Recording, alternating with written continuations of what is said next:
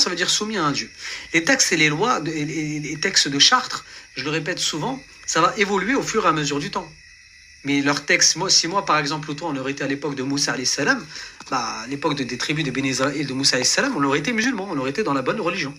Si on aurait été à l'époque de Isa alayhi salam, on aurait été dans la bonne religion. Sauf qu'elle a été, entre parenthèses, falsifiée, elle a été changée, elle a été modifiée, et même à l'heure actuelle, on modifie énormément. Quand on observe à Nouka, il n'y avait pas de voiture avec des choses, des klaxons, etc. Ça, c'est de l'innovation chez eux. Ça n'a jamais existé. Même en islam, ça n'a jamais existé, ces choses-là. Les on ne klaxonne pas, on n'embête pas des gens, à droite et à gauche. Et c'est pour ça qu'Allah subhanahu wa ta'ala vous dit dans le Coran, à vous votre religion, à moi la mienne. On verra bien qui aura raison. Mais la vôtre est mauvaise, la vôtre est fausse. J'aime bien clarifier ces choses-là. L'islam est la seule religion monothéiste. L'islam est la seule religion monothéiste. Chez les chrétiens, Jésus est Dieu. Dieu se réincarne dans un homme. Dans la définition d'un Dieu, on ne dit pas ça.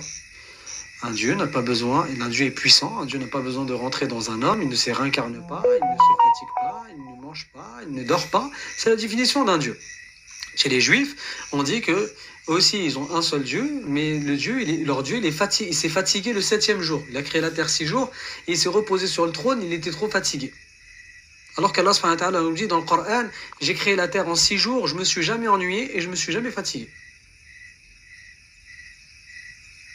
Vous voyez qu'on n'a pas le même Dieu. C'est rajouter des attributs. Par contre, en l'occurrence, il faut savoir une chose, c'est qu'Allah subhanahu wa ta'ala est plus savant. Lorsqu'il vous dit par exemple en islam que la nourriture cachère est halal. Et il y a des lois, il ne faut pas trop réfléchir. C'est comme ça, c'est pas autrement. Eux, ils égorgent pour Hachem, pour Allah. Allah subhanahu wa ta'ala nous dit que leur viande est halal pour nous, mangez-la. Donc Allah est plus savant que nous. On ne peut pas faire des diagnostics pour savoir, oui, mais attends, s'il dit qu'il y a des halal alors qu'il tue des Palestiniens, moi je vois pas pourquoi j'aurais mangé ça. C'est halal, point barre. Toi, tu réfléchis pas en te ramenant des propres lois ou quoi que ce soit à droite ou à gauche. C'est halal, tu t'arrêtes là. Continuons dans l'histoire. Ils avaient appris l'islam dans une grotte. Dans un hammam. Sauf que les villageois, ils ont capté qu'ils adoraient plus Allah, qu'ils adoraient plus les idoles. Ils adoraient Allah subhanahu wa ta'ala, ils adoraient un seul Dieu.